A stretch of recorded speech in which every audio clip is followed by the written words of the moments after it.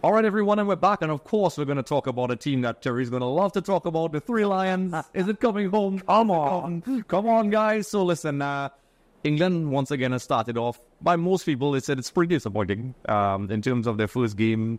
They kind of labored. And in this one, which I'm not surprised because Denmark is always a good team. And I told people this is going to be a difficult game. Now, it was 1-1, Harry Kane scored, and we had that wonderful equalizer from Denmark, which is crazy, folks. I mean, what you think about that? You know, Ericsson, that's a whole story by himself. Yes. We know what happened last time around. You know, what a comeback. You know, the whole cardiovascular issue and so on. But it's 1-1. Terry, your initial reactions before we go into the stats? Well, the disappointment that England didn't go on and win the game. But no real surprise. Yeah. The Danish are very difficult to beat. And correct. Against a squad like England have got a great squad, in my opinion. Mm-hmm. And knowing that, the Danes set themselves up tough to beat. And they were. Mm. They were hard. England scored an early goal, which I thought was great. But I think England's problem has been when we score that early goal, we don't then look for goal 2 and 3. Yeah. We seem like we want to go on the defensive and hold on to that 1-0, which gives the opposition an opportunity to get back into it. But I think we're in the group stages, Andrea, and it's about qualification. And then I think we see the real teams coming out for the knockout stages. That's right round the corner. I'm pleased England have got 4 points on the scoreboard. I expect them to go through. Yeah. And then I expect the manager to be much more positive going forward in the knockouts. Yeah, because a lot of people have been saying exactly what you said. You know, I was going to bring that up later on. Yeah. So let's pull up the first set of stats from SofaScore here. The usual, possession. It was pretty close. Yeah. 51. I thought it was a very close game. Yeah. I'm not surprised, but a lot of people seem to be. 16 shots versus 12, 49, 51, 87, and 6.92 for Denmark. Yeah. So it was, based on these numbers, it looks like it was even. It reflected in the scoreline. Well, you see, England scored early in the game. Mm-hmm. And as soon as they scored early in the game, Andrea, they drop off. Yes. They then play a defensive formation, defending their final third, which gives the ball back to the Danes to get comfortable on the ball. Yeah. Which they weren't in the first 15 minutes of the game. England were dominant at that stage. But as soon as they scored, England then dropped back into that defensive formation trying to see the game out. Yeah. It's too much time in the game, and it reflects in these stats. Yes. Let's also pull up the formations as well. So listen, SofaScore once again with their beautiful graphics. As you can see here, Denmark played with 3-4-1-2. Southgate with his 4-2-3-1. One question I'd like to ask you, I would love to hear your thoughts. Southgate spoke about the Trent Alexander-Arnold experiment. Yeah. What do you think about, because you kind of beat me to the punch, because I was going to ask about England going into the defensive mold that they always do. Yeah. But what do you think about his statement saying it's experimental in a tournament, and also, do you think that he's going to do that same thing in the next game, or in knockout stages? I don't at all, because I'm a big believer in your experiments or in your friendly games leading up into tournaments. I agree. Trent Alexander, for me, is not good enough in that position. We've got some great players. We've got a great squad of players, England. Yeah. And when I look at the Declan Rice that we've got, Jude Bellingham, we've got some wonderful midfield players in there. Phil Foden's been disappointing in that position that he's playing right now. Yeah. But he's been outstanding for Manchester City when he's been given a free role. Mm-hmm. So I think we've got lots of options available, but it's about the manager's decisions moving forward. Correct. And that has been a criticism of Southgate. Yes, he counters by saying he gets deep in the tournaments. Yeah. As one of the good things I really admire about Denmark, they've always been a solid team. Yes. Throughout their history. Yeah. This is not even the strongest Danish team I've seen. But, I'm really impressed with Ericsson as well. This is a guy who had all the reasons to really step away from the game. Yeah. He's still quality. In fact, I actually think he's a bit better than he was a couple of years ago. Look at the experience they've got on the side. Yep. And this is a team, yes, that had been disappointed conceding a goal so early. Yeah. But then beyond that, with England dropping off, you're then enticing these top players to get involved in the game and dominate, which I thought they did for periods. You can't allow the Christian Eriksen so much time on the ball. Yeah. They'll kill you. Correct. And I think a 1-1 draw at the end was good for England. Okay. And before we move to the next stat, as someone who, your insight is insane because you've been a part of this setup years ago. Yeah. You have a personal connection to this team, obviously. Yeah. Heading into the knockout stages, what would you do different for England if, you were Gareth Southgate? I certainly wouldn't have 3 full-backs in the starting lineup. I think we've got too many players. Harry needs a bit more support. I think Bellingham, arguably one of the best players in the world, if not the best player in the world today. We need to see him on the ball in areas. Listen, he's scoring goals, the fellas. But we need to see more from Saka. We need to see more from Phil Foden, because we've got people sat on the bench that are capable. Yeah. So I think it's about turn-up time, put up or shut up, and then the manager's got to stand up and make big decisions moving forward. Yes. I mean, that's clearly a lot of people are not happy with what's going on. You know, Yes. Southgate has said he's stepping down as well. You know, that's a whole other topic, folks. You can let us know. Who do you think is going to be the next coach? Yeah. There are rumors. But let's pull up the other stat here. My new favorite stat, which is we have the possession and so on, but you know, my favorite new one, the momentum stats. Yes. You know, the red is Denmark, and it shows in a lot of ways how efficient they were. Yeah. Because you know, it seems pretty even when you flip the charts, and you can see the areas, you know, where Denmark, you know, started to do well, because this is the area where the goal was conceded. Yes. And you can see this is where England was dominated. Dominating them early stages, and then once, look at the red that you're seeing after England score. Yep. And they drop off and defend the game.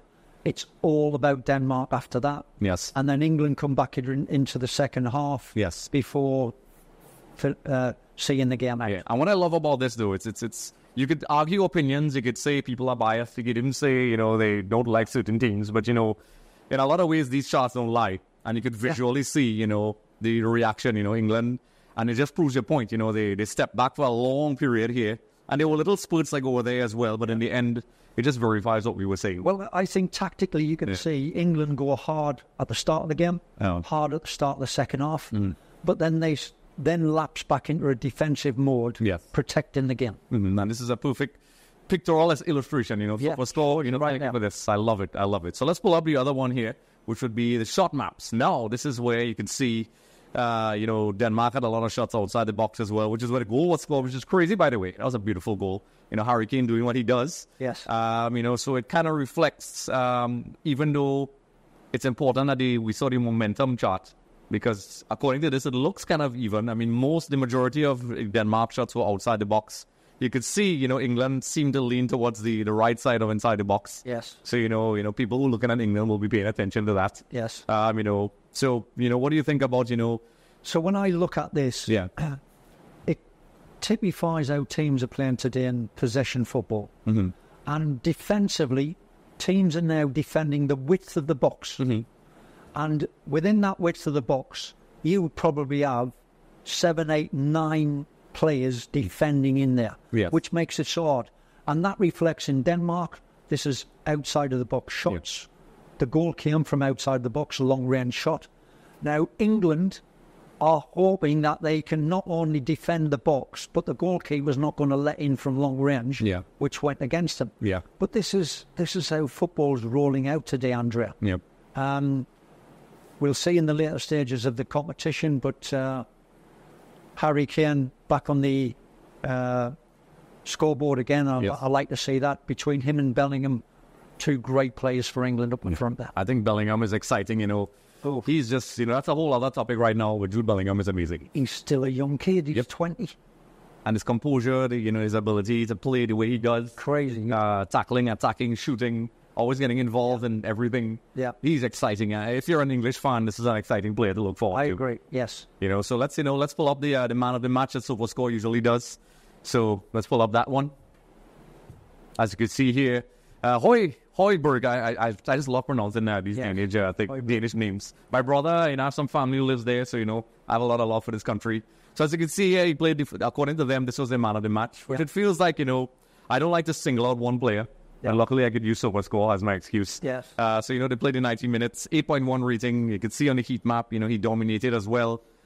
You know, it doesn't surprise me. He's a Tottenham Hotspur player. Of course, I mean, that's why I said it, you know. I was waiting for that to come out. But you see, again, England drop off, defending small areas of the field, which gives him more space to operate in.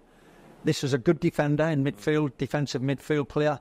He's great on the ball. He's very efficient. So these stats for him, I think, are, you know, what I would expect from him. Terrific player, very competitive, wants to win everything. Great on the ball and a good team player. Everything will come through him and he will provide that balancing out in the middle of the park. Yes. So, you know, we'll round things up by taking a look at the group and where England stands. As you can see, you know, obviously 4 points. They are all the criticisms aside, they are atop the group. They're well positioned to get out. I mean, I'm pretty sure they will, barring some mathematical disaster. Just not. I can't see it happening. No disrespect to Slovenia. I think England should get over the line there. Oh, I don't want to say that. I don't want to say that. I've watched way too much football over the years to say everything is a done deal. So, I say that. So it's, extreme caution. But, this is an educated guess. I think England should get through, and then we'll see the real test in the knockout stages. Yeah. All these teams have quality players, including Serbia as well. So, we'll see how it goes. But, let's just say, we assume that England's going to go through. How do you think the second team is going to second team. You think Denmark is going to... I'm hoping the top two go through. Mm-hmm. I suspect, I'm hoping anywhere, that England will have what I would consider their top team in the last game against Slovenia. Yeah. Because from here, we'll go straight into the knockout stages. Mm-hmm. And then, again, we've got some wonderful players in our squad. Yeah. But they've got to perform now. Yes. And if they're not performing, Andrea, time for the manager to make big decisions, yes. Pull some out, because we've got some great talent on the bench. And a good example, before we head to the next commercial break, is that you've seen that with a lot of great coaches. You saw it back in 2010 with Del Bosque. Yeah. They lost that first game.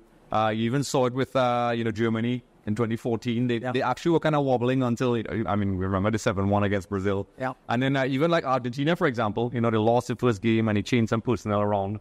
And, coaches have to have the courage to say, okay, this isn't working. Yes. And I feel as if, and, I think you agree with me, that Southgate seems to take too long to make those changes. Or, Great. He's getting a lot of criticism right now because of that, Andrea. Yeah. England's squad is too good for us to be messing around with players that are not performing to their peak. Yeah. We've got to push them in now. We're in a big competition. Got to the final last time and lost it. Yep. Having started 1-0 up. Yep. And got beat. Perfect example again. Yeah. Yeah, they were ahead. It's about time, Southgate pulls it together, makes the right decisions, and gives us Englishmen something to yes, listen, I would love, to celebrate with Terry, even though, I'm from Trinidad and Tobago, I understand. So, before we go, we spoke about the problems and whatever, but this still is a very strong team. Yes. I'm not going to say winners, but do you think England has what it takes to get back into the final this time around? Maybe cross that line? I would love to say so. As an Englishman, I'd love to say so, but I'm looking at these teams. For me, Germany look very strong. Yep. And not just some great young players in there. Tony Kroos, midfield. They've got experienced players there as well. The goalkeeper's possibly the best in the world now. Yeah. So I think Germany, as the home nation... Yeah.